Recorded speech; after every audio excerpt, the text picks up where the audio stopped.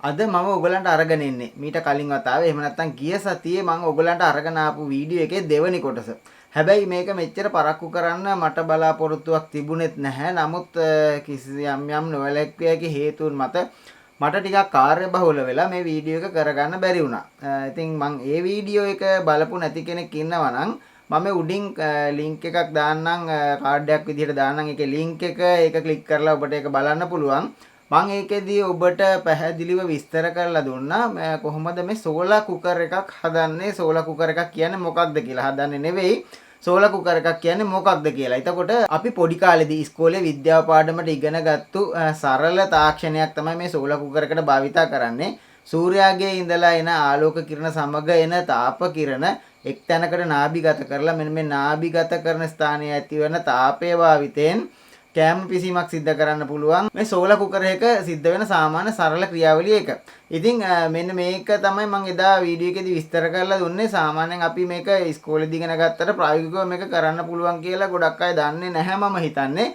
ඉතින් මම පෙන්නලා දුන්නා විදේශීය වීඩියෝ උදාහරණයක් අරගෙන කොහොමද මේ වෙන රටවල් වල මිනිස්සු මේ ඉරේලිය පාවිච්චි කරලා සූර්ය තාපයෙන් කෑම උයන්නේ, මේ කෑම පිසින උඳුන් හදාගෙන තියෙන නැත්නම් සෝලා කුකර්ස් හදාගෙන තියෙන කියන එක සම්බන්ධව ඔබට මනා දැනුමක් ලැබෙන්න ඇති. බොහෝ අය ඒක බලලා තිබුණා. ඒ වගේමයි බොහොම හොඳ ප්‍රතිචාරයක් තිබුණා. ඉතින් බොහෝ අය කමෙන්ට් කරලා තිබුණා මේක හදන හැටි කියලා දෙන්න කියලාත් මම එදා පොරොන්දුත් වුණා. කමෙන්ට් කරලා ඉල්ලපුත් නිසා මම මෙන්න මේ කොහොම හරි මට වෙලාවක් හදාගෙන මේ වීඩියෝ එක ඔබට අරන් එන්න හිතුවා. අද මම මේ වීඩියෝ එකෙන් ඔබට පැහැදිලි කරලා දෙන්නේ කොහොමද මේ සෝලා කුකර් එකක් පහසුවෙන් ගෙදරදී හදාගන්න කියලා. එතකොට මම කලින් කිව්වා මේක කරන්නේ පැරබොලික පරාවර්තක තැටියක් පාවිච්චි කරලා කියලා.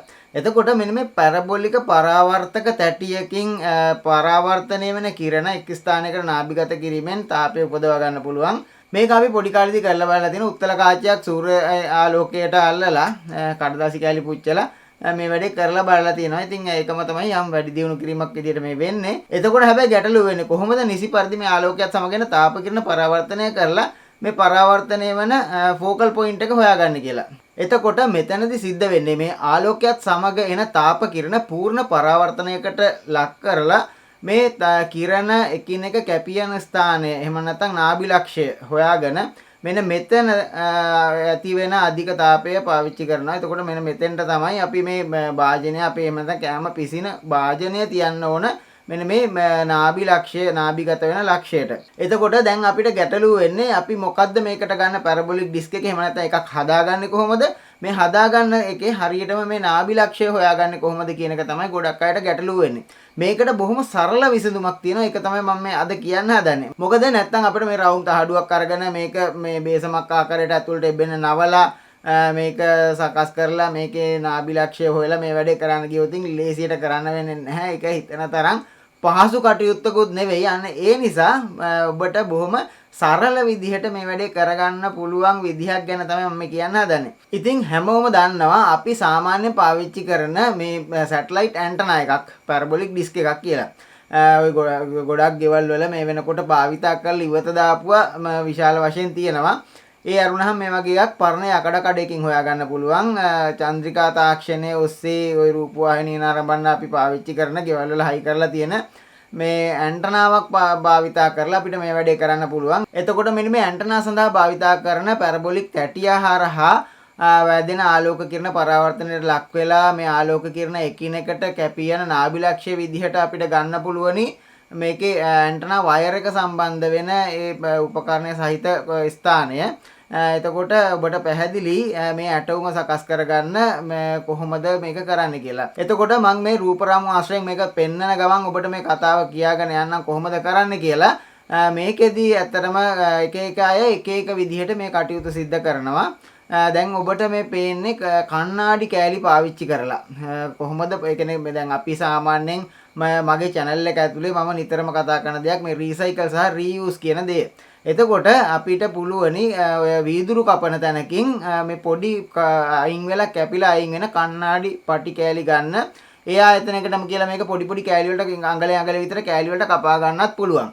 එහෙම නැත්නම් ඔයගලන්ට සාමාන්‍ය වීදුරු කපන කටර එකක් ගත්තාම මේක කපා ගන්න එක ඒ තරම්ම ලොකු දෙයක් නෙවෙයි. එතකොට මෙන්න මේ වගේ කණ්ණාඩි කෑලි අරගෙන මේ ඩිස්ක් එකේ ඇතුල් පැත්තේ එහෙම නැත්නම් මේ අවතල පෘෂ්ඨයේ ළඟ ළඟ තියලා අලව ගන්න ඕන. දැන් මේ ඔබට පැහැදිලි ඇති මේ මම පෙන්වන රූපරාමුව ඇසුරෙන් මේක කොහොමද කරගන්නේ කියලා. එතකොට මෙන්න මේ කණ්ණාඩි කෑලි මතට වැටෙන ආලෝකය පරාවර්තනය වෙනවා. අනේ පරාවර්තනය වෙලා මේ ඇන්ටනාවේ වයරය සවිකරන ස්ථානයට තමයි මේක සම්පූර්ණයෙන්ම නාභිගත වෙන්නේ.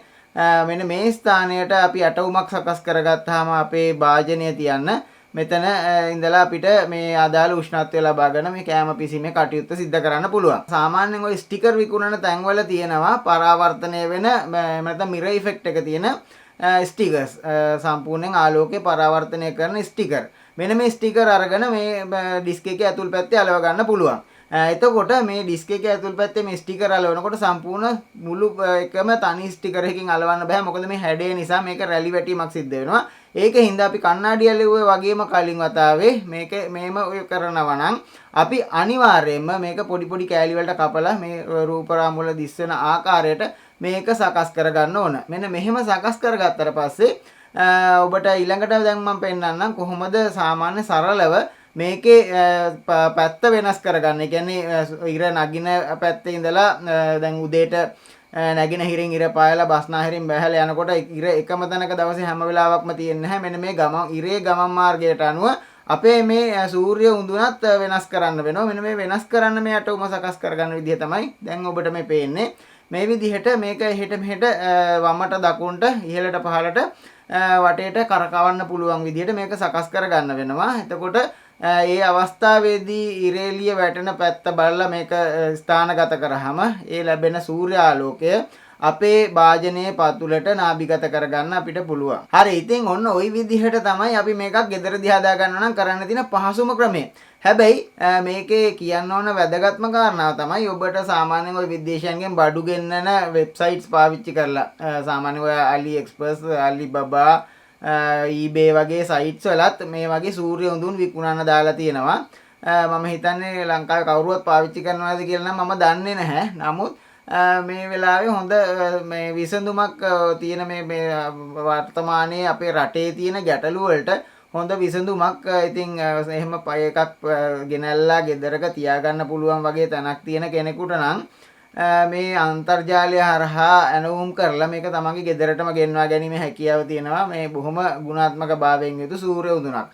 මොකද දැන් විදේශයන්ගේ මේක පාවිච්චි කරාට නිතරම ඒගොල්ලන්ට ඉරේලිය වැටෙන්නේ නැහැ. එහෙමත් වෙලා ඒගොල්ලන් පාවිච්චි කරනවා නම් අපේ රටේ මේක පාවිච්චි කරන්න පුළුවන් කියන එක 100%ක් විශ්වාස නිසායි මම මෙහෙම කියන්නේ. ඉතින් මම බලාපොරොත්තු වෙනවා කවුරු හරි කෙනෙක් මේ ඇන්ටනාවක් අරගෙන මේක පාවිච්චි කරලා මේක හදලා මේ අත්හදා බැලීම කරાવી කියලා. එහෙම නැත්නම් ඔබට අවශ්‍යතාවයක් තියෙනවා නම් මේකේ ඔරිජිනල් එකක්ම ගෙන්න ගන්න. සාමාන්‍යයෙන් අන්තර්ජාලය හරහා ඇනවුම් කරලා මේකක් ගෙන්න ගන්න හැකියාව තියෙනවා. ඉතින් මම හිතනවා ඔබට යම් වැදගත්කමක් අද වීඩියෝ එකේ ඇති කියලා, වීඩියෝ එක හොඳයි කියලා හිතනවා නම් ඔයගලගේ යාළුවන්ටත් බලන්න වීඩියෝ එක ෂෙයා කරන්න අමතක කරන්න එපා. ඔබට හිතෙන දේවල් මට කමෙන්ට් කරගෙන යන්න.